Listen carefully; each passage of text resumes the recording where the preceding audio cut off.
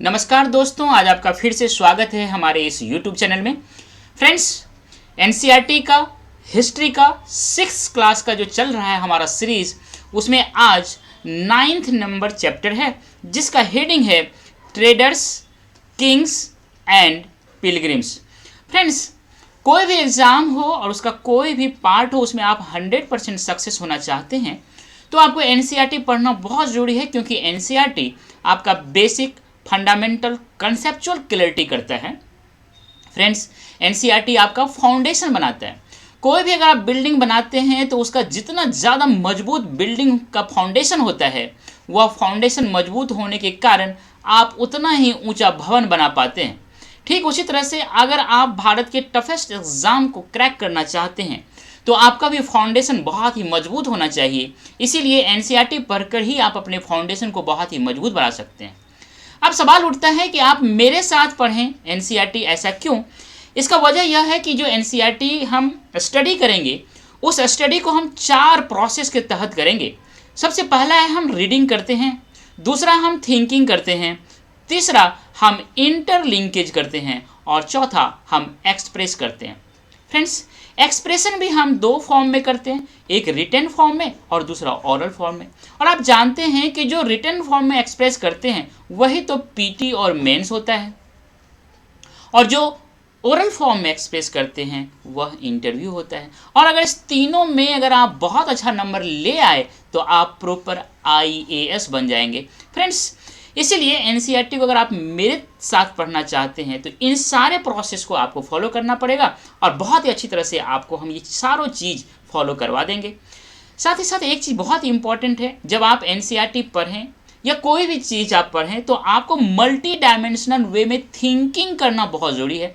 खास करके ऐसे के सब्जेक्ट में या जीएस के अन्य सब्जेक्ट में आपको मल्टी डायमेंशनल वे में जब तक थिंकिंग नहीं करेंगे तब तक मेंस राइटिंग प्रैक्टिस बहुत ही मुश्किल हो जाएगा।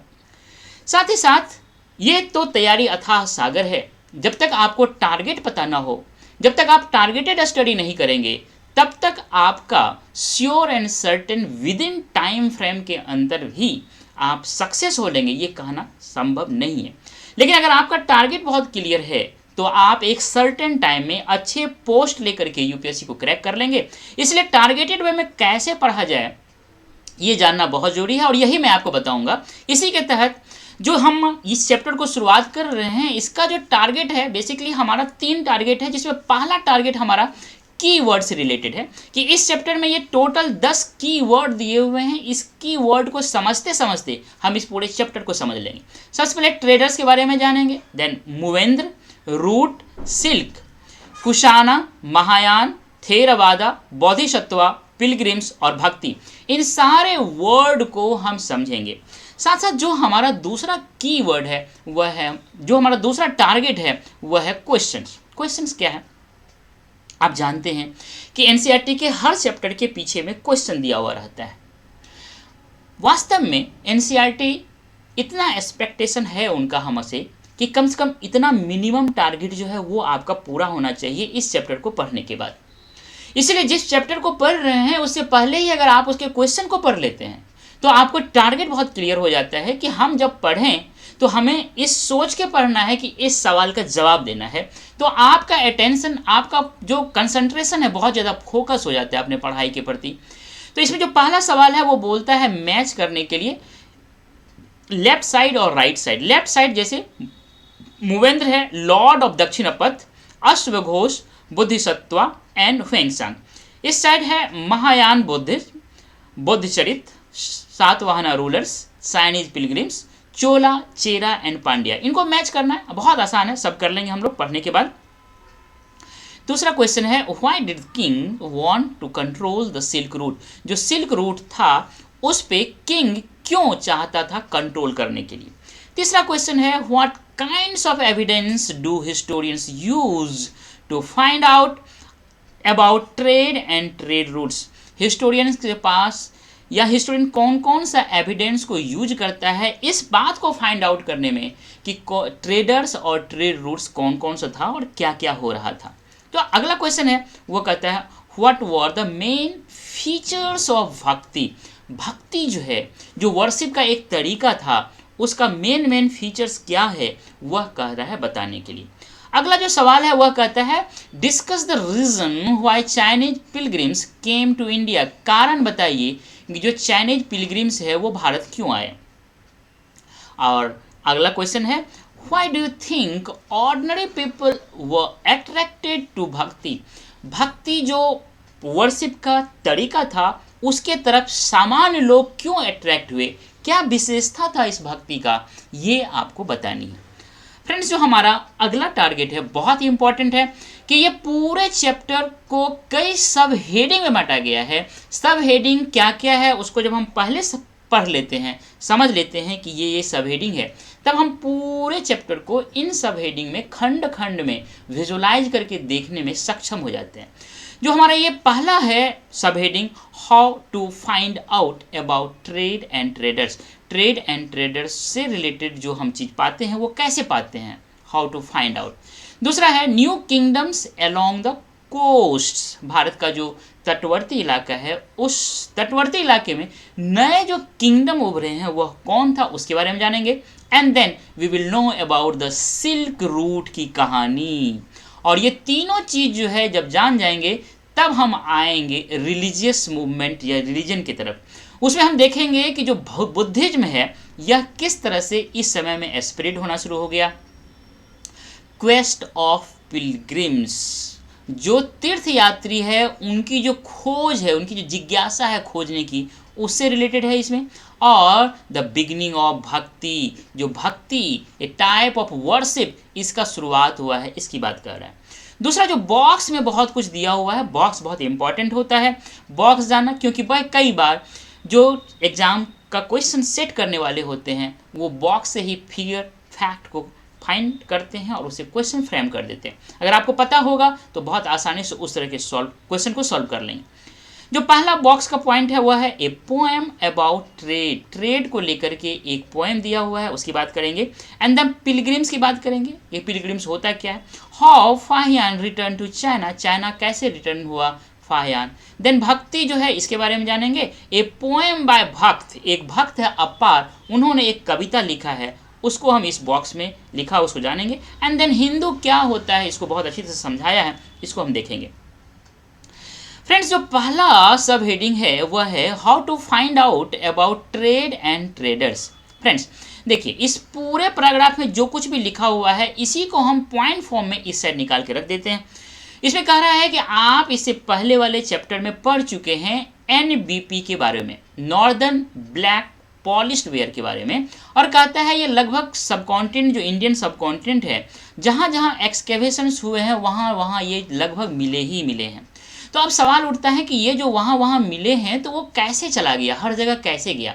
एक जगह तो बनता होगा, हर जगह तो नहीं बनता होगा। एक जगह बनता था और हर जगह जो है जहाँ जहाँ एक्सकेवेशन हुआ है वहाँ मिला है। इसका मतलब कुछ था जो कि इसको एक्सचेंज करता था, इसको ट्रांसफ़र करता था, एक जगह से दूसरी जगह ले जाता था, वह था ट्रेड। और ट्रेड को करने वाले ट्रेडर्स, यही बात कर रहा था। मतलब इस एविडेंस के द्वारा हम जानते हैं कि ट्रेड और ट्रेडर्स के बारे में, ठीक है। उसके बाद ये कहता है कि अगर आप साउथ इंडिया जाएं तो साउथ इंडिया के बारे में यह फेमस है कि वहाँ का जो गोल्ड है और वहाँ का जो स्पाइसेस है, जैसे स्पेशली पेपर्स के बारे में जिसको हम गोल मिर्च भी कहते हैं, काली मिर्च भी कहते हैं, यह और प्रीसियस स्टोन, यह बहुत ही फेमस उस समय में बहुत ही फेमस था। इसमें कहा गया है कि ये जो रोमन एम्पायर है इसका बहुत ही ज़्यादा वैल्यू था रोमन एम्पायर में। ये जितने भी स्पाइसेस है, मसाला है, इसका रोमन एम्पायर में बहुत ही ज़्यादा वैल्यू था। ये जो गोल मिर्च है, काली मिर्च है, उसका इसको ब्लैक गोल्ड भी कहा जाता है उस समय में। मतलब आप समझिए इसको कि इतना वैल्यूबल था, इतना कॉस्टली, इतना महंगा था कि इनको सोना के समान दर्जा दिया जाता था। क्योंकि इसका कलर ब्लैक था तो इसी को ब्लैक गोल्ड कहा गया। इसका जो ट्रेड होता था वो दो रास्ते से होता था, समुद्र के रास्ते से भी होता था और लैंड रूट से भी होता था। इस तरह से हम देखते हैं कि जो साउथ इंडिया जिस चीज़ के लिए फेमस था वो रोम में भी पाया गया है, अर्थात इनको साउथ इंडिया से रोम में ले जाया जाता था।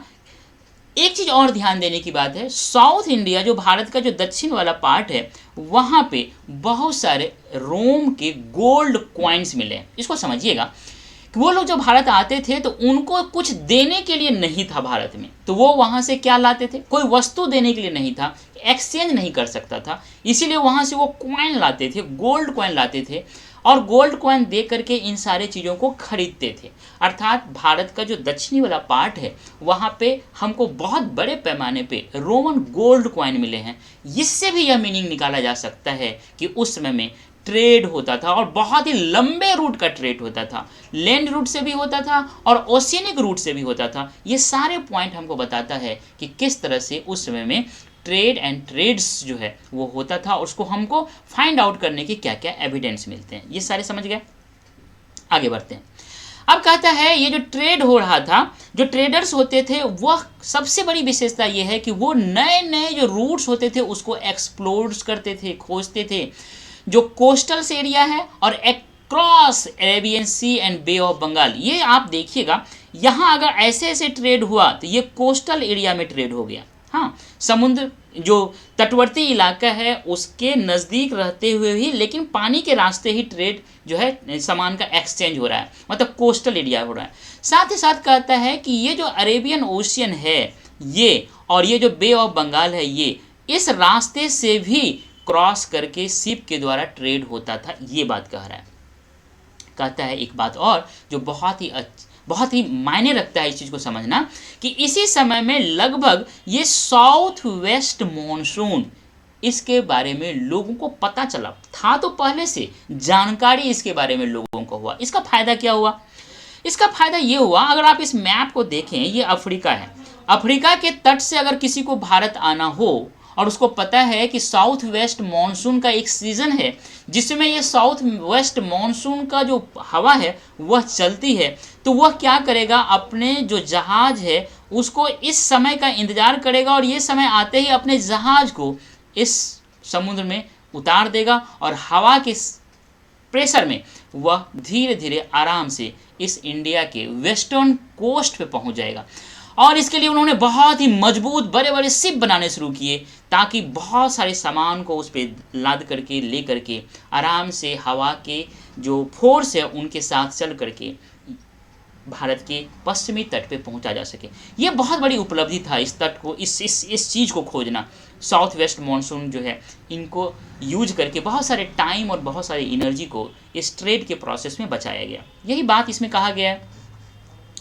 फ्रेंड्स, आगे कहता है जो पोएट थे उन्होंने एक पोएम लिखा, किस चीज़ के बारे में, उस समय जो ट्रेड हो रहे हैं उस ट्रेड के बारे में। बेसिकली ये वास्तव में संगम पोएम है। आप जानते हैं संगम पोएम, ये तमिल भाषा में लिखा गया है। और संगम मैं बता चुका हूँ कि मदुरई में बहुत सारे जो कवि थे वो एक जगह इकट्ठा होते थे, तो मदुरई में जितनी भी चीज़ों को लिखा और संकलित किया जाता था उसको संगम पोएम्स कहा गया है। वहाँ पे संगम लिटरेचर भी उसको कहा गया। यहाँ पे एक पोएट है, उन्होंने एक कविता लिखा है पुहार के बारे में। पुहार क्या है, तो एक बंदरगाह है, इसके बारे में डिटेल से हम पढ़ेंगे आगे। लेकिन यहाँ पे आपको दिखा देता हूँ कि ये जो है यह पुहार है, इसको देखिएगा ध्यान से। यह जो प्लेस है यह पुहार है।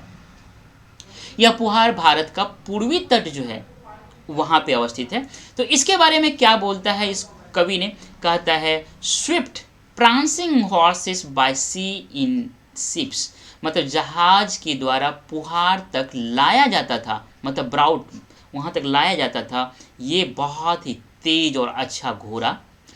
Bells of black pepper in the cards, मतलब जो ब्लैक पेपर है जो कि आपका गोल मिर्च है उसका बेल्स, मतलब बड़ा बड़ा गट्ठर को बेल्स कहा जाता है, वो कैसे लाया जा रहा है, तो बैलगाड़ी के द्वारा ले जा रहा है। James and gold born Himalayas, Himalayas में पाए जाने वाले ये जेम्स और गोल्ड को पुहार में लाया जाता है। Sandalwood born in the western hills, western hills में पाए जाने वाले जो चंदन की लकड़ी है उसको पुहार लाया जाता है। The pearls of the southern seas, मतलब समुद्र का जो दक्षिण वाला पार्ट है वहाँ से ये पर्ल्स लाए जा रहे हैं पुहार में। And corals from the eastern oceans, Bharat का मतलब ईस्टर्न साइड का जो ओशियंस है वहाँ से कोरल्स लाया जा रहा है पुहार में। The yield of the Ganga and crops from the Kaveri, मतलब गंगा और कावेरी के इलाके में जो उत्पादन हो रहा है अन्न का, अनाज का, वो यहाँ पे लाया जा रहा है पुहार में। And food stuffs from the Sri Lanka, pottery from the Myanmar. Food stuff खाने की चीज श्रीलंका से और पोट्री मतलब बर्तन म्यांमार से। देखिए कितनी चीज़ों को यहाँ बताया गया। And other rares and rich imports, इसके अलावा बहुत ही रेयर और बहुत ही बेशकीमती चीज़ का यहाँ पे इंपोर्ट किया जा रहा है। मतलब इस पोएम को अगर आप पढ़ेंगे तो आपको लगेगा कि ये पुहार कहाँ, मतलब कितने चीज़ों को पुहार पे लाया जाता है, किन के साथ ट्रेड हो रहा है, किस तरह से इंटरनेशनल ट्रेड था, किस तरह से इंटर जो देश के अंदर जो ट्रेड है, इन सारे चीज़ों को यहाँ पे बताया गया है। यही बात इस कविता में बताया गया। आगे कहते हैं new kingdoms along the coast. अब देखिए क्या हुआ, जब कोस्टल एरिया में इतना ज़्यादा ट्रेड होगा तो वहाँ पे क्या होगा, समृद्धि आएगी। तो समृद्धि आएगी तो किंगडम डेवलप करेगा। इसी की कहानी बेसिकली यहाँ पे कहा गया। कहता है कि साउदर्न हाफ ऑफ सब कॉन्टिनेंट, क्या मतलब हो गया कि जो भारत का जो दक्षिणी वाला पार्ट है, जो इंडियन सब कॉन्टिनेंट है उसका दक्षिणी वाला पार्ट है, लॉन्ग कोस्ट लाइन है, हिल्स है, प्लेट्यूस है, रिवर वैलीज है, और मोस्ट जो फर्टाइल है वह है कावेरी का फर्टाइल एरिया। कहता है इतने चीज यहाँ पे है, और कहता है कि जो इस चीज को कंट्रोल कर लेगा, मतलब कोस्ट जो कोस्टल एरिया है उसको, जो रिवर वैली इसको, और इस तरह से जो इसको कंट्रोल करेगा वह बहुत ही रिच और पावरफुल हो जाएगा। तो यहाँ पे आप देखिए ये चेर है, ये पांड है और ये चोला है। ये तीन डायनेस्टी है, यहाँ पे तीन किंगडम है, इसके रूलर्स का एक डायनेस्टी है। ये तीनों मिल करके इस पूरे एरिया को कंट्रोल करता था। अर्थात ये जो long coastal lines, hills, river valleys, plateaus और कावेरी का मोस्ट जो फर्टाइल एरियाज था, इससे जो जितने रिसोर्सेज थे इनको ये लोग यूज करते थे और बहुत ही शक्तिशाली हो गए थे।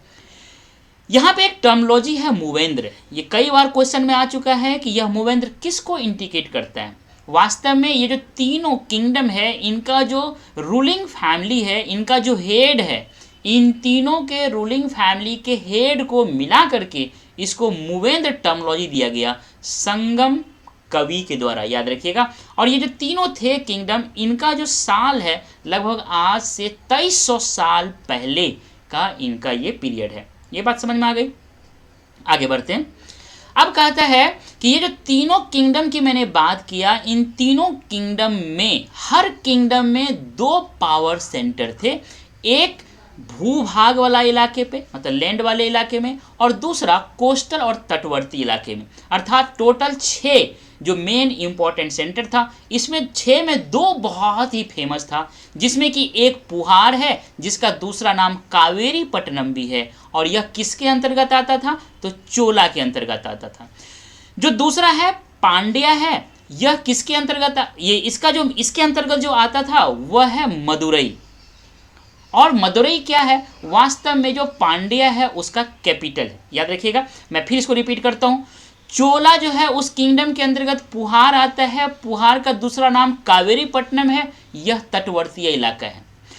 पांड्या के अंतर्गत मदुरई आता था, मदुरई जो है पांड्या का कैपिटल था। ये दोनों पुहार और मदुरई बहुत ही फेमस सेंटर था उस समय में। इन तीनों के जो चीफ्स थे, जो हेड थे, वह वास्तव में रेगुलर टैक्स तो नहीं ले पाता था, लेकिन गिफ्ट के रूप में बहुत ज़्यादा इनको रिसोर्सेस मिलते थे।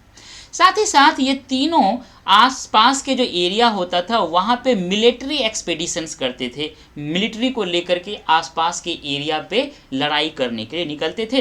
तो इनको बहुत बड़े पैमाने पे ट्रिब्यूट मिलते थे। ट्रिब्यूट क्या होता है पिछले हम क्लास में बता चुके हैं, पिछले चैप्टर में हम बता चुके हैं, ठीक है। ये अपने ट्रिब्यूट को कुछ तो अपने पास रख लेते थे, उसके बाद ये डिस्ट्रीब्यूट कर देते थे। जो अपना फैमिली मेंबर होता था उसमें बांट देते थे, जो सोल्जर्स उनके साथ एक्सपेडिशंस पे जाते थे उस सोल्जर्स में बांट देते थे, और जो पोएट्स होते थे, कवि होते थे, उनमें बांट देते थे। याद रखिएगा, चेरा, चोला और ये पांड्या, ये तीनों जो है एक्सपेडिशंस करते थे, गिफ्ट प्राप्त होता था, उनको बांट देते थे। ये कहानी। आगे अगर हम बात करें तो ये कहता है कि ठीक 2300 साल के बाद तो हमने आपको कह दिया, आज से 2300 साल पहले की बात तो की, लेकिन 2300 साल में अगर 200 और कम कर दें, अर्थात 200 साल बाद, मतलब हम अगर कहें तो ये 2100 साल पहले की बात है। एक और एरिया है, वहां पे एक और डायनेस्टी रूलर्स जो है वह इमर्ज किया, जिसका नाम था सातवाहना। देखिएगा, ये वेस्टर्न इंडिया जो है, भारत का जो पूर्वी भाग, पश्चिमी भाग है, पश्चिमी भाग जो है वहाँ पे यह अवस्थित था। ये जो एरिया आपको दिख रहे हैं ये पूरा सातवाहना का एरिया है। अभी मैंने बात किया था यहाँ पे चेर है, यहाँ पे पांड है और ये चोला है ना। और ये बात कर रहा हूँ सातवाहना का। सातवाहना का जो सबसे फेमस रूलर हुआ वह है गौतमी पुत्र सातकर्णी। याद रखिएगा, इसका जो नाम है उसमें जो गौतमी पुत्र लगा हुआ है, वास्तव में इसकी माँ का नाम गौतमी बलश्री था, अर्थात इसके नाम में इसकी माता श्री का नाम लगा हुआ है। इसको याद रखिएगा। इनके बारे में कहा जाता है कि इनको लॉर्ड ऑफ दक्षिणापथ कहा जाता था। इसके दो मीनिंग है। एक लिटरल मीनिंग ये होता है कि दक्षिण की ओर जो रास्ता जा रही है उस रास्ते का जो लॉर्ड है, उसका जो स्वामी है, वह यह सातवाहना रूलर गौतमी पुत्र सातकर्णी है। इसका एक और मीनिंग होता है कि जितना पूरा दक्षिण वाला एरिया है, इस पूरे एरिया को दक्षिणापथ कहा गया है, अर्थात इस पूरे एरिया का स्वामी। दो मीनिंग हो गया। ये जो गौतमी पुत्र सातकर्णी थे, इन्होंने ईस्टर्न साइड, वेस्टर्न साइड और साउथर्न साइड का जो कोस्टल एरिया था वहाँ पे अपने आर्मी को भेजा, उनको पराजित किया, अपना अधिकार जमाने का कोशिश किया। यही सारी बात इसमें कहा गया है। तो याद रखिएगा, गौतमी पुत्र सातकर्णी कौन है, दक्षिणापथ का क्या मतलब है, दक्षिणापति किसको कहा गया है, ये सारी बातें क्वेश्चंस यहाँ बनता है। ये मैप ध्यान रखिएगा। आगे बात करें तो ये आपका सातवाहना का यहाँ भी दिखाया गया, ये सातवाहना वाला एरिया हो गया। ये एरिया तो डिटेल से दिखाया मैंने आपको। आगे बात करते हैं। अब कहता है कि the story of the silk root. इसको समझिए, सिल्क क्या होता है भैया? ये बहुत ही अच्छा देखने में लगता है, इसका कलर बहुत अच्छा होता है, इसका जो टेक्सचर होता है बहुत ही स्मूथ होता है, छुएंगे तो बहुत ही अच्छा लगेगा आपको छूने में। लेकिन सिल्क को जानने से पहले सिल्क का जो रॉ मटेरियल है वह कैसे प्राप्त होता है, इसको अब जान लेते हैं। देखिए, जो सिल्क का कीड़ा होता है उसका एक अवस्था होता है कुकून वाली अवस्था। ये सवाल कई बार पूछा जा चुका है। सिल्क जो एक्सट्रैक्ट किया जाता है सिल्क वॉर्म से, वह किस फेज से निकाला जाता है? तो वह जब कुकून के फॉर्म में होता है तब निकाला जाता है, एक्सट्रैक्ट किया जाता है। और बाद में इस सिल्क को जो कुकून से निकाला गया है इसको स्पून किया जाता है थ्रेड के रूप में, और इस थ्रेड को फिर बुन करके क्लोथ, कपड़ा का निर्माण करते हैं। ये बात समझ में आ गई। कहता है इस टेक्निक का जो जानकारी था, जो इन्वेंशन था, ये वास्तव में चाइना में किया गया था और आज से 7000 साल पहले यह किया गया था। हजारों साल तक चाइना में यह सेक्रेट रहा, दुनिया को पता नहीं चला। लेकिन बाद में चाइना के जो लोग हैं वो बाहर गए, चाइना के लोग बाहर गए, वेंट टू डिस्टेंट लैंड्स, बाहर दूर दूर के एरिया में गए और अपने साथ सिल्क भी ले गए। जिस रास्ते से सिल्क को ले जाते थे उन सारे रास्ते को सिल्क रूट कहा गया। मतलब इतना फेमस, इतना ज़्यादा महत्वपूर्ण यह ट्रेड था सिल्क का कि जिस रास्ते से सिल्क का ट्रेड होता था उस रास्ते का नाम सिल्क रूट रखा गया। इसको याद रखिएगा। आगे बोलता है, ये पिक्चर देख रहे हैं, ये कुकून का जो फेज होता है उस फेज का है ये। आगे देखते हैं हम। कहता है बाद में जो चाइनीज रूलर्स थे sent gift of silk to rulers in Iran and west Asia. As a gift भेजा ईरान और वेस्ट एशिया के जो रूलर्स है उनको। और यहाँ से इसका जो नॉलेज है, सिल्क का जो नॉलेज है, और आगे गया कहाँ? तो और वेस्ट में गया। और लगभग आज से 2000 साल पहले सिल्क पहनना, वियरिंग सिल्क बहुत ही बड़ा फैशन हो गया। कहाँ पे? तो रोम में। यही बात यहाँ पे कहा गया है। चूँकि रोम और चाइना के बीच की दूरी तो बहुत ज़्यादा था, इतना दूरी वाला जब ट्रेड होगा तो बहुत ही एक्सपेंसिव हो जाएगा। साथ ही साथ इस रास्ते से जो ट्रेड होता था उस ट्रेड में, ट्रेड के रूट वाले रास्ते में जो लोग रहते थे वो भी बहुत सारे पेमेंट का डिमांड करता था। इस कारण से इसका जो कॉस्ट होता था वो बहुत ज़्यादा हाई हो जाता था, बहुत ज़्यादा एक्सपेंसिव हो जाता था। याद रखिए कि ये चाइना वाला पार्ट है जहाँ की सिल्क का उत्पादन होता था और फिर ऐसे होकर के ये आता था, ऐसे ऐसे ऐसे फिर रोम चला जाता था, या इधर से भी ऐसे होकर के रोम वाले ये जो पार्ट है ये रोमन एम्पायर का पार्ट है, इस पार्ट में जाता था ट्रेड। ये मैप देख लिया आपने, आगे देखते हैं। कहता है look at the map 6 which shows silk route and it's branches. ये मैप देख लीजिए, ये जो आपको दिख रहा है रेड का ये भी सिल्क रूट है, यहाँ पे ग्रीन कलर का दिख रहा है ये भी सिल्क रूट है, और इधर और दूसरे कलर हैं, ये सारे कलर जो है ये सिल्क रूट का ही कलर है। और ये silk route and silk route का जो ब्रांचेज है यह इस पूरे पिक्चर में दिखाया गया है। अब जो बात आती है वह है किंग जो है वह इस पूरे जो रूट था सिल्क रूट का और इसके ब्रांचेज, इसको अलग अलग किंग इसको कंट्रोल करने की कोशिश करता था। क्यों कंट्रोल करने की कोशिश करता था? जिस राजा के कंट्रोल में यह रूट होगा उसको टैक्सेस मिलेंगे, ट्रिब्यूट्स मिलेंगे और गिफ्ट्स मिलेंगे व्यापारी से। इससे वह राजा बहुत ही धनी हो जाएगा, उसके पास रिसोर्सेस की कमी नहीं होगी।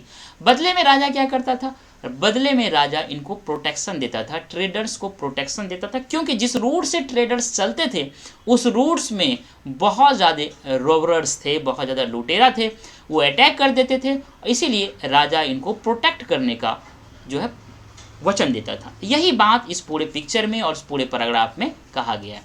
आगे अगर हम देखें तो वह कहता है कुषाण के बारे में। अभी आपको मैंने ये पिक्चर देख लीजिएगा तो ये वाला जो पार्ट है ये कुषाण एम्पायर का है। तो ये कुषाण के बारे में इस स्लाइड में बोलता है कि ये जो कुषाण के राजाज थे ये सिल्क रूट का एक जो ब्रांच था उसको कंट्रोल करता था। और ये कुषाण कहाँ पे रूल करते थे? तो जो सेंट्रल एशिया है और नॉर्थ वेस्ट इंडिया है, मतलब भारत का जो उत्तरी पूर्वी भाग है और जो आज का सेंट्रल एशिया है, इस पूरे एरिया पर कुषाण रूलर्स का राज था।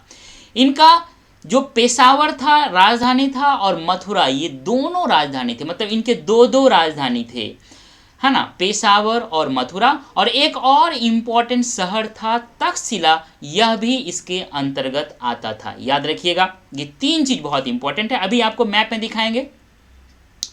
जो ब्रांच ऑफ सिल्क रूट था वास्तव में सेंट्रल एशिया से इंडस के माउथ तक इसी कुषाण के पीरियड में डेवलप हुआ। सेंट्रल एशिया जो रूट था सिल्क रूट का वो तो था ही, लेकिन कुषाण पीरियड में सेंट्रल एशिया से लेकर के, इसको आपको मैं दिखा ही दूं तो ज़्यादा सही होगा। देखिए ये सेंट्रल एशिया से लेकर के ये आपका पेशावर हो गया और यहाँ पे कहीं पे मथुरा है, ये तक्षशिला हो गया। ये सेंट्रल एशिया से इस इंडस के होते हुए ये जो रूट आ रही है इस silk route, this is the another branch of silk route, इसका इमरजेंस डेवलपमेंट इसी कुषाण पीरियड में हुआ। तो याद रखिएगा ये पूरा एरिया और ऐसे करके ये जो है ये पूरा एरिया जो है इस पूरे एरिया में कुषाण डायनेस्टी का शासन था। ठीक है, सेंट्रल एशिया और इंडिया का नॉर्थ वेस्ट का पार्ट। ठीक है, आगे बढ़ें। मतलब जो इंडस का माउथ है वहां तक आता था सिल्क रूट और फिर वहां से शिप के द्वारा वेस्ट वार्ड होते हुए रोम तक चला जाता था। फिर से आपको मैं मैप दिखाता हूं, यहां तक आया और यहां से फिर सिल्क जो है लोड हुआ शिप पे और ऐसे होते हुए या इधर चला गया या फिर नहीं तो ऐसे होते हुए यहाँ चला गया और या नहीं तो ऐसे आते हुए ये रेड सी होते हुए ऐसे होते हुए ये सारे जो है यहाँ पे इस रोमन एम्पायर वाले एरिया में आकर के ट्रेड करता था। यही बात इसमें कहा गया। एमोंग्स द अर्लीस्ट रूलर है यह कौन? कुषाण, जिसने कि गोल्ड क्वाइन को इशूज किया और यह क्वाइन यूज होता था सिल्क के ट्रेड में। सिल्क का ट्रेड बहुत ही बहुमूल्य था, कीमती था, इसीलिए उतने ही बहुमूल्य धातु से क्वाइन बनाए गए और कई राजाओं ने यह क्वाइन इशूज किया। उसमें जो अर्लीस्ट कई राजा थे उसमें एक कुषाण भी था। यही बात यहाँ पे कहा गया है इस पूरे पैराग्राफ में। आगे देखते हैं, कहता है, ये तो मैंने आपको बता ही दिया, आगे कहता है स्प्रेड ऑफ बुद्धिज्म। इसको समझिएगा, ये जो कुषाण थे, कुषाण में ही एक राजा था कनिष्क। आज से लगभग 1900 साल पहले की कहानी है। इसके समय में बुद्धिस्ट काउंसिल हुए। बुद्धिस्ट काउंसिल क्या होता है? वहाँ पे बहुत सारे लोग स्कॉलर्स आते हैं, वो इम्पोर्टेंट मैटर्स पे डिस्कस करते हैं, है ना। और इसी के दरबार में उस समय में अश्वघोष रहते थे। उन्होंने एक किताब लिखा जिसका नाम था बुद्ध चरित। याद रखिएगा, इसका जो लैंग्वेज है, जिस भाषा में इस किताब को लिखा, वह संस्कृत है। इसी चीज़ को याद रखिएगा, कंफ्यूज मत कीजिएगा कि प्राकृत में लिखा होगा, यह संस्कृत में लिखा हुआ है। अश्वघोष इन्होंने लिखा है बुद्ध चरित। अश्वघोष कनिष्क के दरबार में रहते थे और कनिष्क के समय में ही बुद्ध काउंसिल हुआ है, एक बुद्धिस्ट काउंसिल। और कनिष्क का जो टाइम है वह आज से 1900 साल पहले है। यही बात इस पूरे पैराग्राफ में कहा गया। इस पिक्चर में देखिएगा, ये जो आपको कलर दिख रहा है, यह कलर वास्तव में कुषाण का जो एम्पायर है उसका है, और स्पेशली जब कनिष्क राजा थे उस समय का है। ये पुरुषपुर, आज इसको पेशावर कहा जाता है, पुरुषपुर आज का पेशावर है, और ये मथुरा है। तो ये पुरुषपुर और मथुरा दोनों इस कुषाण का दो राजधानी था। यहाँ पे आप तक्षशिला देख रहे हैं, ये इंडस है। यहाँ से एक नए रूट का जो सृजन है, जो निर्माण है, मतलब एडवेंट किया गया इसी कुषाण के पीरियड में। सिल्क रूट का एक ब्रांचेस था। ये सारी बातें मैंने आपको बताया। आगे अगर हम बात करें तो कहते हैं न्यू फॉर्म ऑफ बुद्धिज्म। याद रखिएगा, अभी तक जो बुद्धिज्म आ रहा था उससे अलग कुछ इसमें एड ऑन हुआ है। That's why it's called new form of Buddhism. अब क्या एड ऑन हुआ है वो देखते हैं। तो पहले मैं बता देता हूँ, दो चीज़ है, एक महायान आया है, दूसरा बोधिसत्वा का कंसेप्ट आया है। महायान क्या होता है इसको समझते हैं, और महायान को समझने से पहले क्या था उसको देखते हैं। जो महायान से पहले जो था बुद्धिज्म, उसमें बुद्धा को जब प्रेजेंस करना हो ऑन स्कल्पचर से, मतलब कोई स्कल्पचर बनता था उसमें बुद्धा का प्रेजेंस दिखाना हो तो क्या करते थे, वो सर्टेन साइंस के फॉर्म में, मतलब संकेत के द्वारा बुद्धा को दिखाया जाता था। जैसे भगवान बुद्ध को ज्ञान की प्राप्ति पीपल के पेड़ के नीचे हुआ, इसीलिए इस स्टैच्यू में भगवान बुद्ध को जो दिखाने का कोशिश किया गया है, इस पीपल के पेड़ को दिखा करके किया गया है। और यहाँ पे जो ये जो सीट है, जो बैठने का जगह है, यह खाली है, मतलब यहाँ पे भगवान बुद्ध का पिक्चर नहीं बना हुआ है, स्टैच्यू नहीं बना हुआ है। यह सीट या कुर्सी खाली है, सिर्फ पेड़ बना हुआ है पीपल का, और ये कह रहा है कि यह भगवान बुद्ध से संबंधित है। मतलब इसमें अभी कोई भगवान बुद्ध का मूर्ति नहीं है। लेकिन जो नया आया है महायान, उसमें जो बुद्धा का प्रेजेंस है वह स्कल्पचर्स पे अगर प्रेजेंस दिखाया गया है, तो यहाँ साइन नहीं है सिर्फ, बल्कि स्टेच्यू ऑफ बुद्धा है, बुद्धा का मूर्ति बना करके उसको दिखाया गया है। अर्थात बुद्धा का मूर्ति बनाने का, स्टेच्यू बनाने का शुरुआत इस समय में हुआ है। यह जो फॉर्म वाला बुद्धा था, ये बुद्धिस्ट रिलीजन था, इसी को महायान कहा गया। उस समय जो बुद्धा का स्टेच्यू बना, दो जगह बहुत ज़्यादा बनते थे, बहुत ही फेमस है, एक मथुरा में और दूसरा तक्षशिला में। आगे हम बात करेंगे। पहले इस स्कल्पचर, ये जो आपका स्कल्पचर्स है, इसके बगल में कुछ लिखा गया है, इसको हम देख लेते हैं। ये कहता है a sculptures from the stupa at Sanchi. Sanchi में जो स्तूपा बनाया गया था उस पे यह स्कल्पचर्स है, उसमें यह बताया गया है। तो क्या क्या बताया गया है? कहता है look at the tree and the empty seat below it. Sculptures carved this to indicate that the Buddha had attained enlightenment while meditating under this people tree. ये बात इसमें कहा गया है। तो कहा गया आपको, ये कहाँ से लिया गया है? सांची के स्तूप पे बना हुआ यह एक स्टेच, ये है स्कल्पचर्स है, जिसमें पीपल से भगवान बुद्ध को दिखाया गया है, उनका कोई मूर्ति नहीं बना हुआ है। यही बात इस पूरे पैराग्राफ में कहा गया है। आगे बात करते हैं। देखिए, दो चीज़, आपका ये जो इमेज है, मतलब इमेज बनने लगा, भगवान बुद्ध का इमेज बनने लगा, तो दो जगह बना, एक मथुरा में बना और दूसरा तक्षशिला में बना। ये जो इमेज है मथुरा में बना हुआ है और दूसरा ये तक्षशिला में है। बहुत ही बारीकी से देखिए और पता कीजिए कि इसमें क्या सिमिलरिटीज़ है और क्या डिफरेंसेस है। मैं थोड़ा सा हिंट देता हूँ कि ये वाला जो पार्ट पीछे दिख रहा है, जिसको ऑरा बोलते हैं, और ये जो कपड़ा पे जो इस तरह का धारीदार कपड़ा है, यह दो चीज़ आपको तक्षशिला में जो बनाया गया है भगवान बुद्ध का मूर्ति, उसमें मिलेगा। ये दो चीज़ मथुरा में बने हुए मूर्ति पे आपको नहीं मिलेगा। ये तो डिफरेंसेस है। और क्या क्या डिफरेंसेस है और दोनों में क्या क्या सिमिलरिटीज़ है, इसको ज़रूर देखिएगा। जो कल्चर से क्वेश्चंस आ रहे हैं वो यहाँ से बहुत सारे पिक किया जा रहा है इस तरह से क्वेश्चंस। आगे अगर हम बात करें जो अब है बुद्धिसत्वा, जो 2 न्यू एलिमेंट आया था उसमें एक बुद्धिसत्वा का भी कंसेप्ट आया था। बुद्धिसत्वा को देखते हैं।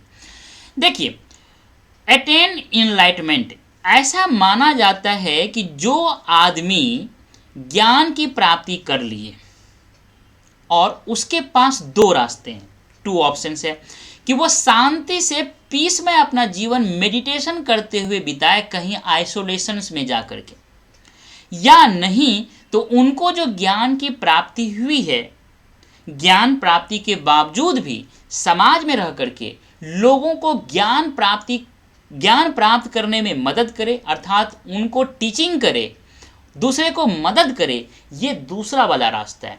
ये जो दूसरा वाला रास्ता है, इसको जो इनलाइटमेंट प्राप्त किए हुए व्यक्ति अपनाते हैं, ऐसे लोगों, ऐसे ज्ञानी व्यक्तियों के लिए बोधिसत्वा का कंसेप्ट आया। ये समझ में आ गया।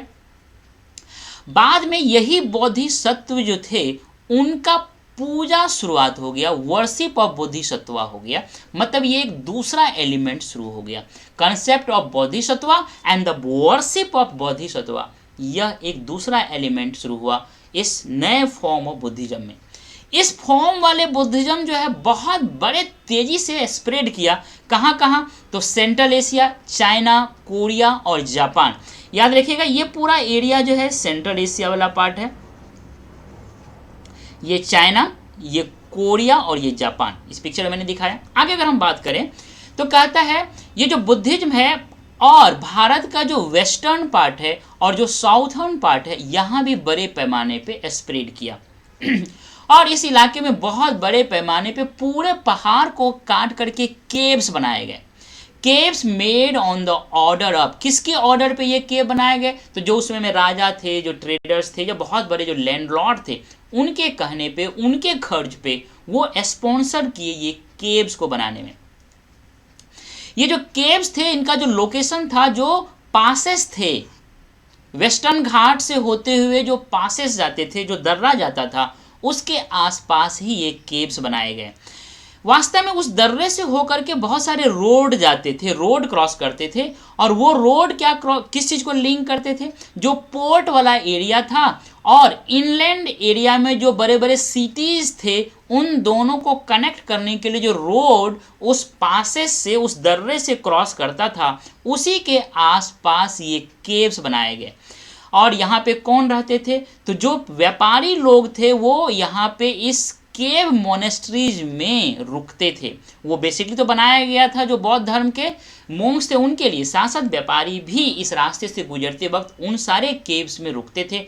ये बात को समझ लीजिएगा। ये पिक्चर जो है मोनेस्ट्रीज का है, केव मोनेस्ट्रीज का है। यही बात इस पूरे पैराग्राफ में कहा गया है।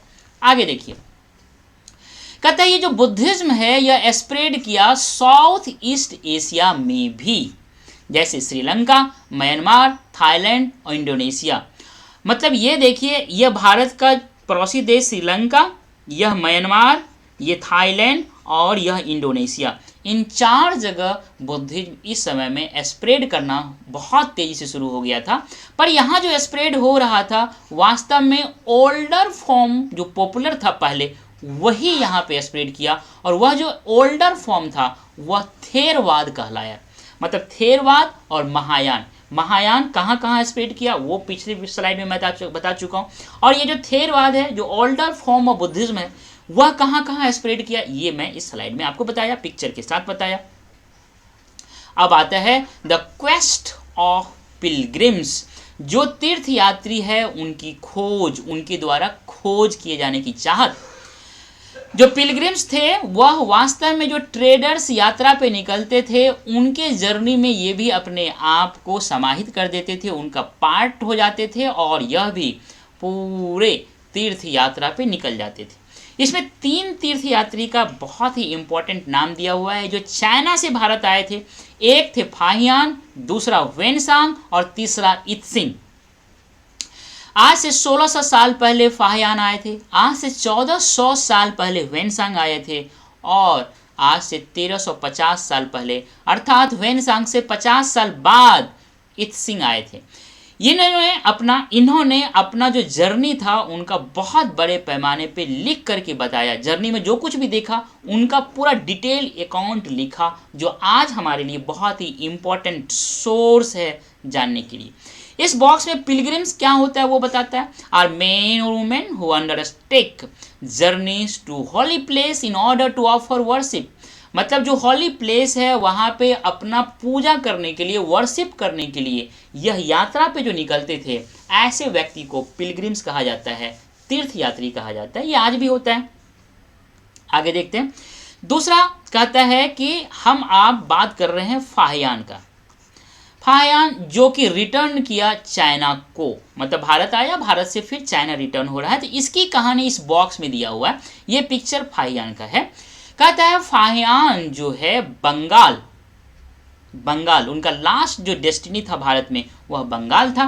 बंगाल में यह बंगाल से निकले, जो व्यापारी जा रहे थे उनके जहाज पे चढ़े, और जैसे ही 2 दिन हुआ कि वो समुद्री तूफान आ गया। तो जितने भी व्यापारी थे उस शिप में जितने भी चीज़ थे उनको समुद्र में फेंकने लगे, ताकि समुद्र का जो वजन है वो कम हो और किसी तरह से समुद्र को डूबने से बचाया जा सके। यही बात है। जो फाहियान है, इसको भी कहा गया कि आप भी फेंको सामान को। तो इनके पास 2 ऑप्शंस थे। इनके जो अपने पर्सनल बिलोंगिंग थे, कपड़ा, खाने पीने का ये सारे सामान, या तो उसको फेंके, या नहीं तो इसके साथ जितनी किताबें थी और जितने भगवान बुद्ध के स्टैच्यूज थे, मूर्ति थे, उनको फेंके। इन्होंने अपने जो पर्सनल बिलोंगिंग्स थे उनको समुद्र में फेंक दिया और इनको बचा करके रख लिया। लगभग 13 दिन के बाद वह समुद्री तूफान शांत हुआ और इस तरह से उनकी यात्रा चलती रही। 90 दिन बाद वो जावा, जो इंडोनेशिया का एक पार्ट है, वहाँ पहुँचे। यही सारी बात इस कहानी में, इस बॉक्स में कहा गया है। फ्रेंड्स, आगे अगर हम बात करें, अब हम बात करते हैं ह्वेनसांग का। ह्वेनसांग भी जो भारत से वापस लौटे, तो यह भारत के जो नॉर्थ वेस्ट एरिया है या सेंट्रल एशिया है, इस रास्ते से चाइना की ओर गए। तो याद रखिएगा, Xuanzang north west central Asia होते हुए चाइना गए, और जो फाहियान है वो बंगाल की खाड़ी होते हुए, जावा होते हुए फिर चाइना गए। दोनों का रूट जो है रिटर्न करने का, उनको ध्यान रखिएगा। कहा जाता है कि जो ह्वेनसांग रिटर्न हुए तो उनके पास गौतम बुद्धा का बहुत सारे स्टैच्यूज थे, गोल्ड का, सोना का, मतलब चांदी का या सैंडलवुड का बना हुआ था।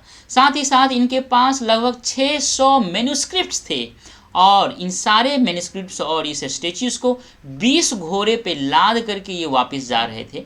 जब इंडस को क्रॉस कर रहे थे, सिंधु नदी को क्रॉस कर रहे थे, तो इनका लगभग 50 जो मैन्युस्क्रिप्ट्स है वह उस समुद्र में बर्बाद हो गया। बाद में ये अपना चाइना पहुंच गए और वहां पे इन सारे मैन्युस्क्रिप्ट्स को चाइनीज में ट्रांसलेट करने में अपने पूरे जीवन को बिता दी। यही बात इसमें कहा गया है। आगे अगर देखें, नालंदा की बात करते हैं। ये unique centre of Buddhist learning, इसके बारे में वास्तव में ह्वेनसांग जो बोला है उन्हीं के विवरण के आधार पर नालंदा को जानते हैं। ये कहते हैं कि यहाँ का जो टीचर्स है हाईएस्ट एबिलिटी और टैलेंट का है। यहाँ पे जो मोनेस्ट्रीज में रूल्स बनाए गए हैं वह हर किसी को फॉलो करना पड़ता है स्ट्रिक्टली। साथ ही साथ ये कहते हैं कि यहाँ पे थ्रू आउट हमेशा दिनों भर डिस्कशन चलते रहता है, और आप जानते हैं कि डिस्कशंस जो है ये बहुत ही अच्छा जरिया है ज्ञान को ग्रहण करने का, ज्ञान को लर्न करने का और ज्ञान को फैलाने का। एक बहुत ही अच्छा बात इन्होंने बोला है गेट कीपर को लेकर के। ये बोले हैं कि अगर आपको इस नालंदा विश्वविद्यालय में एंट्री चाहिए तो पहले उस गेट पे जो गेट कीपर है उनके सवाल का जवाब देना होता था। मतलब ये कि अगर आप उसके सवाल का जवाब दे दिए तभी आप उस विश्वविद्यालय के अंदर प्रवेश कर सकते हैं। मतलब आप कह सकते हैं ये एक तरह का टेस्ट था, इंट्रेंस टेस्ट था। और ऐसा माना जाता है कि वो 10 सवाल पूछे तो अक्सर होता था कि 10 में 7-8 सवाल का जवाब एंट्री करने वाले जो चाहते थे उनको नहीं आता था। मतलब ये जो है उस समय में गेट कीपर भी इतना विद्वान है, तो उससे वहाँ के टीचर, वहाँ के स्टूडेंट और वहाँ का जो पूरा सिस्टम है वो कितना अच्छा फंक्शन करता होगा, वहाँ के टीचर कितना विद्वान होंगे, इन सारी चीज़ों को हम अनुमान लगा सकते हैं। ये नालंदा विश्वविद्यालय का पिक्चर है। आगे देखिए, अब है द बिगिनिंग ऑफ भक्ति। देखिए क्या हुआ, इसी समय में वर्शिप ऑफ सर्टेन डीटीज, देवताओं का पूजा शुरू हो गया, और बाद में यही जो है central feature of later Hinduism, और यही जो वर्शिप है बाद में हिंदू धर्म का मेन फीचर्स बन गया, है ना, बहुत ही इंपॉर्टेंट फीचर्स बन गया। जैसे विष्णु का पूजा, शिव जी का पूजा और दुर्गा जी का पूजा। ये पूजा जो है एक भक्ति के फॉर्म में इस समय में शुरुआत हुआ थ्रू भक्ति।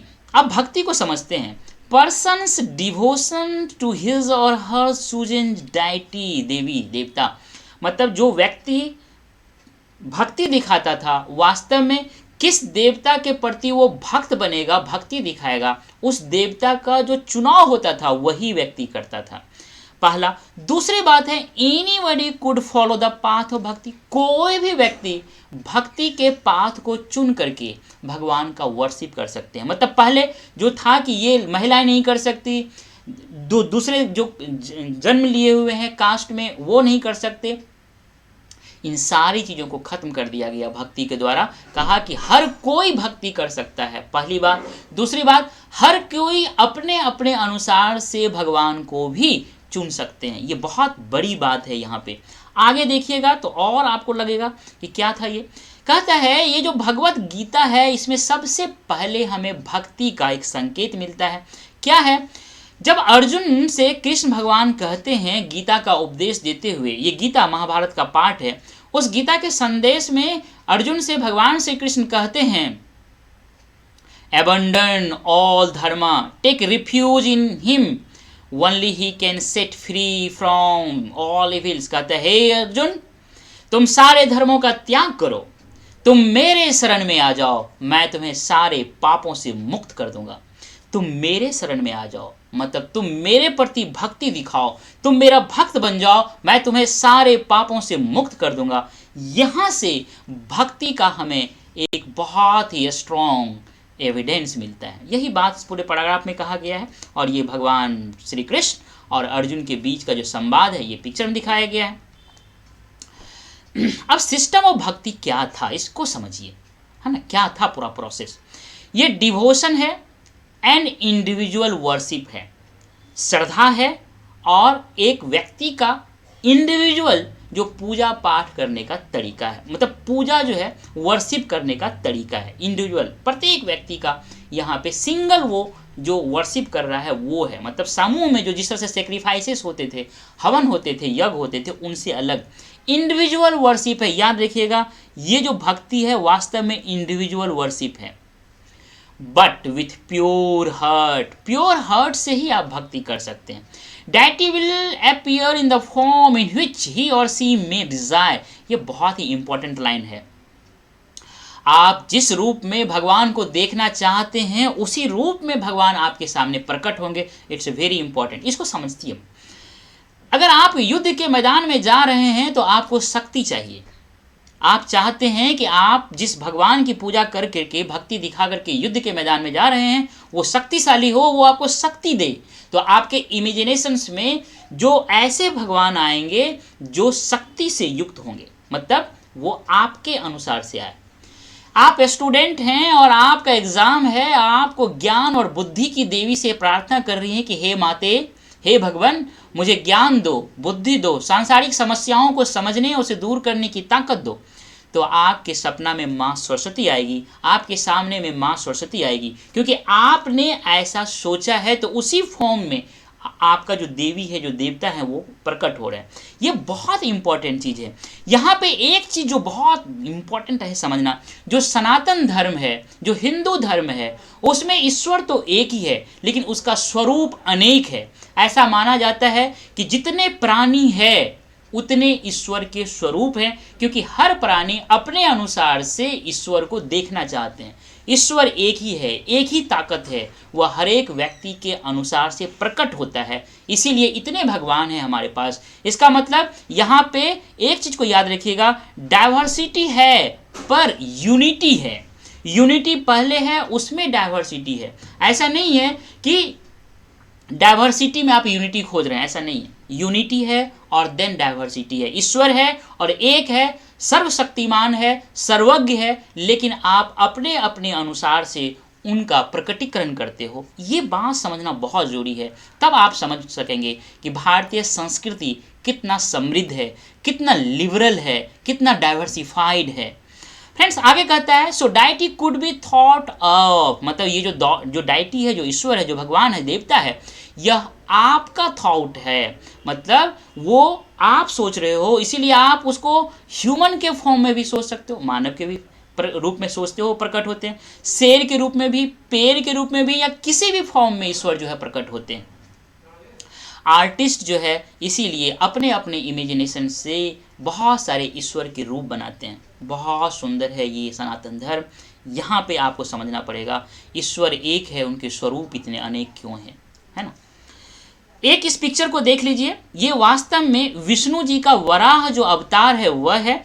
यह इमेज जो लिया गया है वास्तव में मध्य प्रदेश में एक जगह है एरन, वहाँ का है। This magnificent statue is a special form of Vishnu. Vishnu ji का स्पेशल फॉर्म है जिसका नाम है वराह या बोर।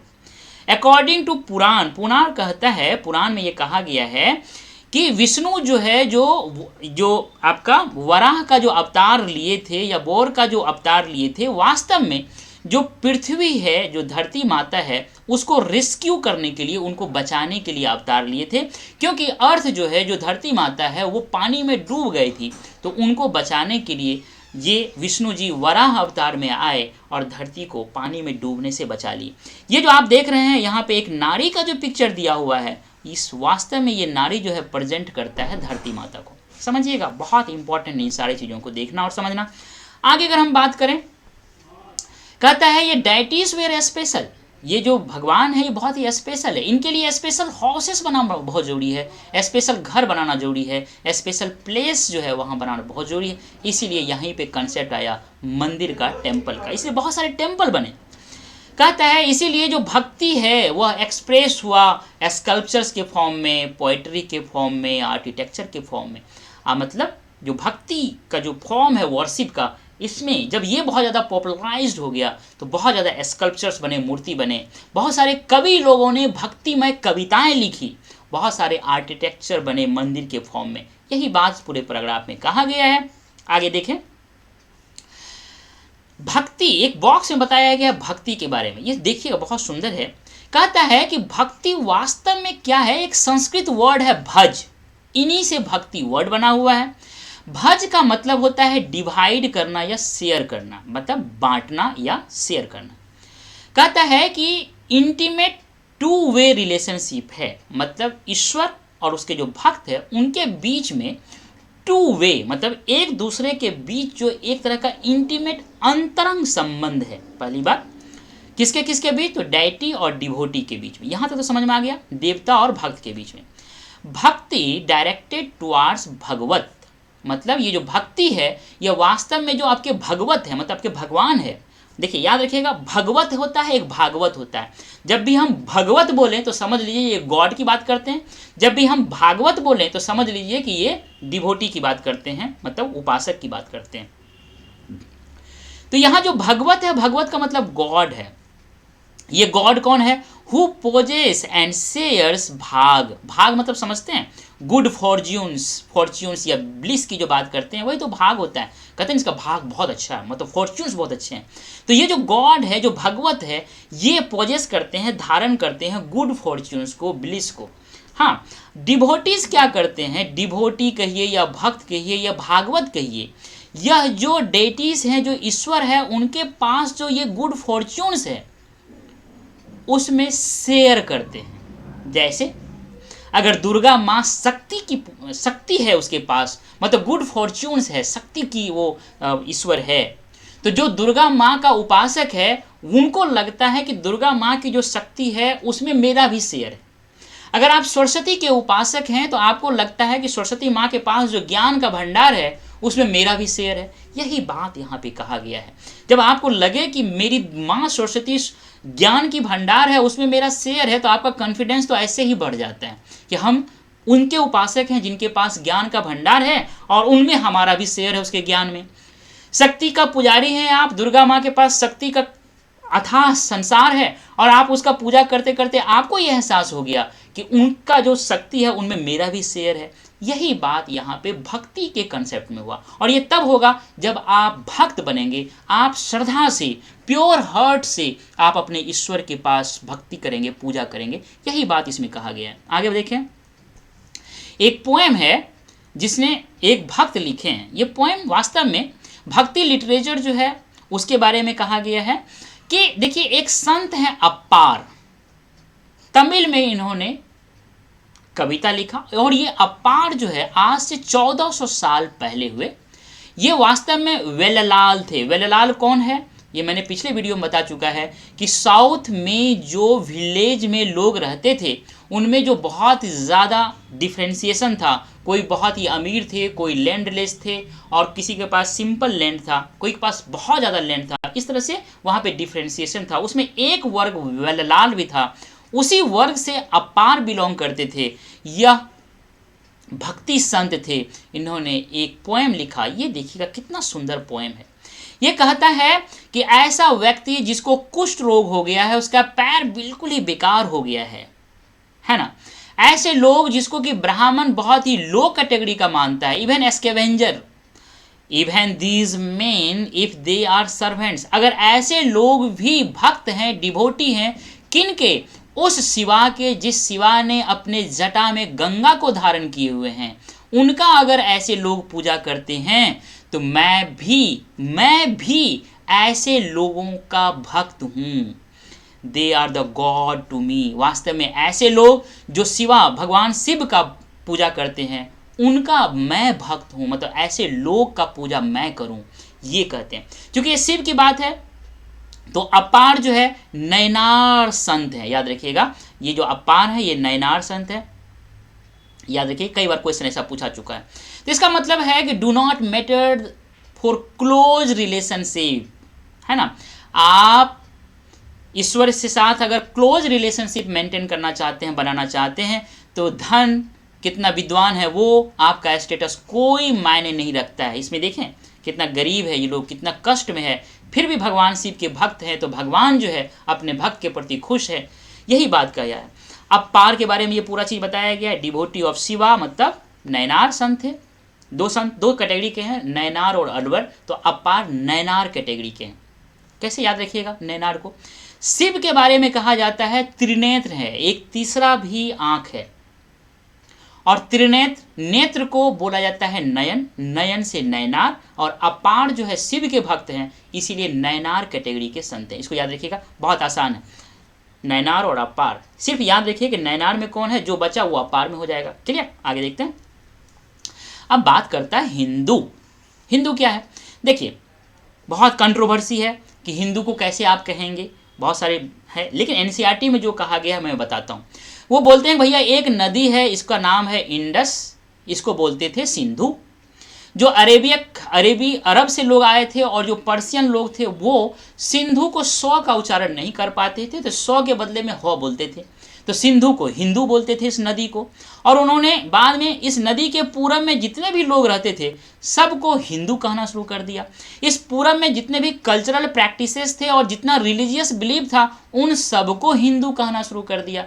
ये एक मान्यता है हिंदू के बारे में कहने का, पर इसमें हम डिटेल में नहीं जाएंगे। एनसीईआरटी जो कह रहा है वही है, पर इसमें डिबेट है कि हिंदू किसको कहें। आगे बढ़ते हैं, एल्सवेयर में देखते हैं कि इसी समय में विश्व के दूसरे जगह क्या हो रहा था। बहुत खूबसूरत चीज़ है, टाइम एंड स्पेस। एक ही समय में विश्व के दूसरे जगह क्या हो रहा है, या एक ही जगह पे अलग अलग समय पे क्या हो रहा है, इसी को टाइम एंड कंसेप्ट में वर्टिकली और हॉरिजेंटली में आप हिस्ट्री को समझ सकते हैं। अभी हम बात करते हैं कि आज से 2000 साल पहले विश्व के दूसरे जगह क्या हो रहा था। उसमें हम वेस्ट एशिया में जो क्राइस्ट का जन्म हुआ, कहाँ पे, तो बेथलहम में हुआ था। फिर क्रिश्चियनिटी का कैसे इमर्जेंस हुआ उसकी बातें कह रहे हैं यहाँ पे। तो आज से 2000 साल पहले की बात है, वेस्ट एशिया में हुआ था।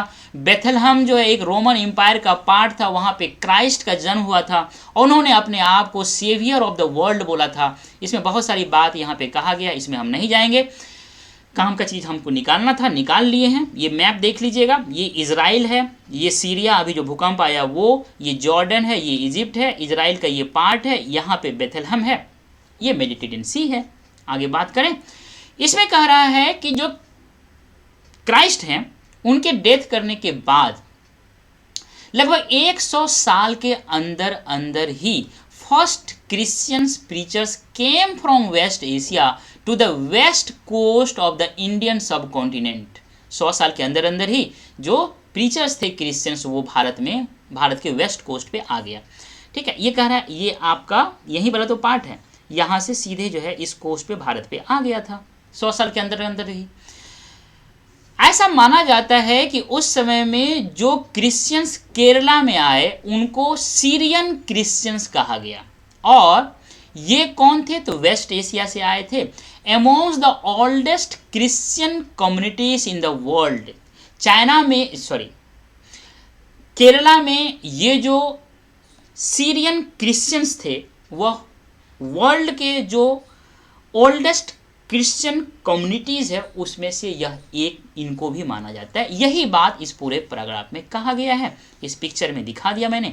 आगे अगर मैं बात करूं तो मतलब हमने इस पूरे कीवर्ड को समझ लिया। ट्रेडर्स क्या था, ट्रेड कैसे करते थे, सिल्क रूट की बात किया, हाँ जो कोस्टल रूट है वहाँ बात किया, ये सारा किया। मूवेंद्र कौन थे? वो जो तीनों चीफ थे चेर चोल पांड्य के, उनको कहा गया। रूट की बात किया, रूट बहुत इंपॉर्टेंट था। सिल्क रूट की बात किया, कहा गया। कुषाण कौन थे वो मैंने बताया। महायान क्या होता है वो बताया। थेरवाद और महायान में क्या अंतर है ये मैंने देखा। बोधिसत्वा का जो कंसेप्ट है ये क्या है, पिलग्रिम्स क्या है और भक्ति क्या है, ये सारा हमने देखा। सवाल है, इस सवाल का जवाब मैं आपको बाद में दूंगा। पहले मेरी ये उम्मीद है आपसे कि आप इसे सॉल्व करें और आप कमेंट बॉक्स में लिख करके भेजें फ्रेंड्स।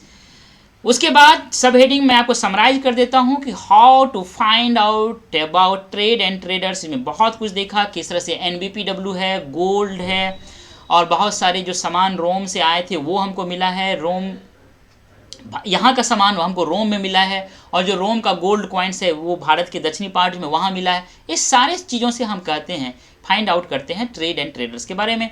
जो न्यू किंगडम हुआ, चेर चोल पांड्या की बात किया गया। सिल्क रूट की स्टोरी बताया गया, सिल्क क्या है, सिल्क रूट क्या है, उस पर कंट्रोल करने वाले राजा की बात किया। फिर जो बुद्धिज्म है, नए फॉर्म ऑफ बुद्धिज्म हुआ, उसका जो जिस तरह से स्प्रेडिंग हुआ वो बात किया। पिलग्रिम्स जिस तरह से चाइना से आए तीन उसकी बात किया। जो भक्ति है, जो worship of type of worship है भक्ति, इसका जो शुरुआत हुआ इसकी बात किया। गीता में जो गीता जो महाभारत का पार्ट है उसमें कृष्ण भगवान ने जो अर्जुन को संदेश दिया है वहाँ से एक बहुत ही पुख्ता एविडेंस मिलता है हमको भक्ति का, वो बात किया। फिर मैंने बॉक्स में क्या किया है, a poem about the trade, Puhar के बारे में जो एक कवि ने कविता लिखा है कि विश्व के अलग अलग जगह से कहाँ से क्या आता है पुहार में, उसकी बात मैंने किया। पिलग्रिम्स क्या होता है वो बताया। फाहयान जो चाइना रिटर्न हुआ तो वो किस रूट से हुआ, वेनसांग जो रूट किस रूट से लौटा, ये सारे मैंने बात किया। भक्ति क्या होता है ये बताया। ए पोएम बाय द भक्त, अपार ने जो एक पोएम लिखा था उसमें किस तरह से बताया था वो सारा मैंने बताया। हिंदू क्या होता है ये सारे हमने आपसे डिस्कस किए। फ्रेंड्स मुझे उम्मीद है कि आपको ये वीडियो बहुत ही अच्छा लगा होगा, इसीलिए आपसे मेरा ये